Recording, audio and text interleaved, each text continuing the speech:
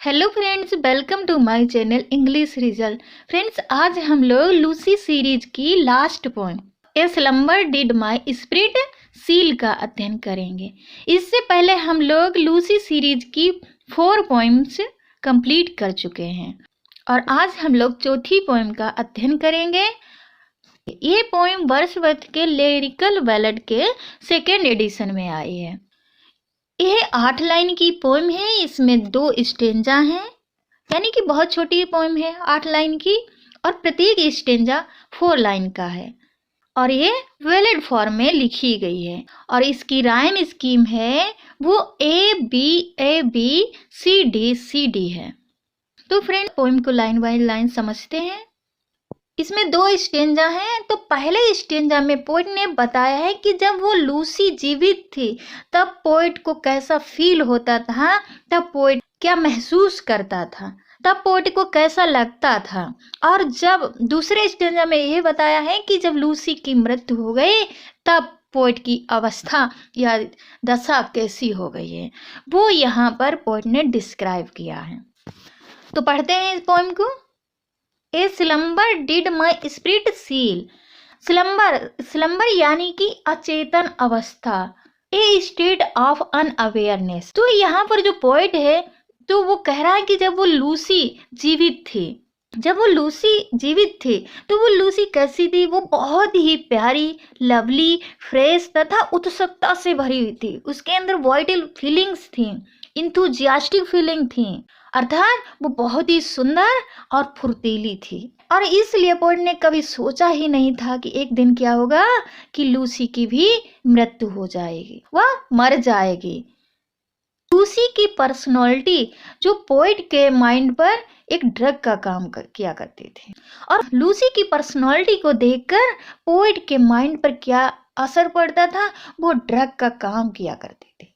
और इसलिए पोएट उसे इमोर्टल समझता था, सोचता था कि इसकी कभी मृत्यु नहीं होगी।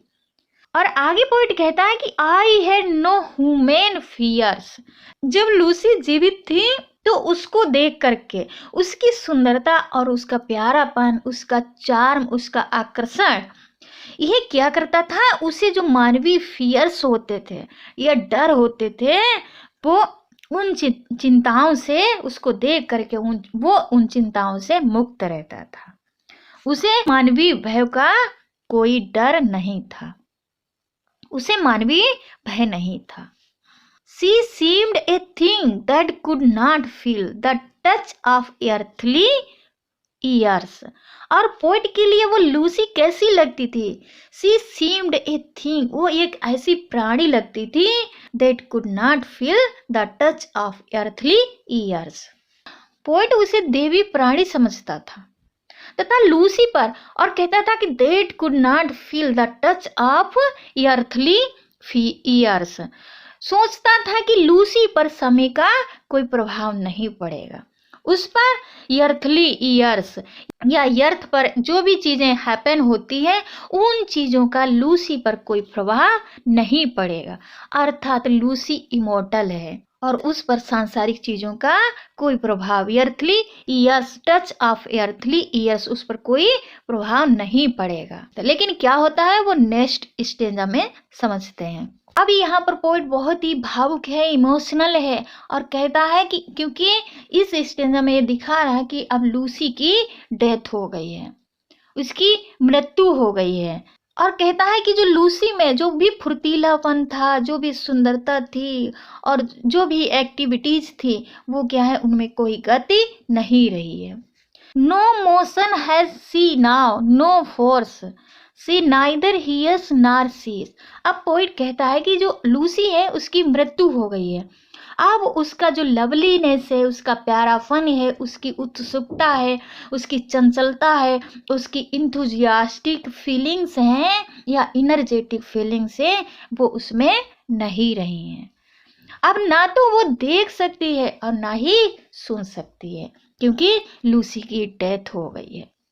Rolled round in earth diurnal course. Diurnal यानी कि पृथ्वी की घूर्ण गति, पृथ्वी की घूर्ण गति। या पृथ्वी के अपने अक्ष पर घूमना। पोइट कहता है कि अब लूसी में केवल एक ही गति रह गई है, एक ही गति रह गई है। वो कौन सी गति है? जिस प्रकार से जो अर्थ है वो अपने पृथ्वी है अपनी धुरी पर जो घूमती है, चक्कर लगाती है, उसी के साथ वो भी क्या है, एक तत्व बन गई है, एक इनएनिमेट ऑब्जेक्ट बन गई है, एनर्जी थिंग हो गई है, किसकी? पृथ्वी की। तो उसी के साथ अब वो भी क्या करती है, वो भी उस धुरी के साथ, पृथ्वी की उस गति के साथ घूमती है। अब केवल वही गति लूसी में रह गई है।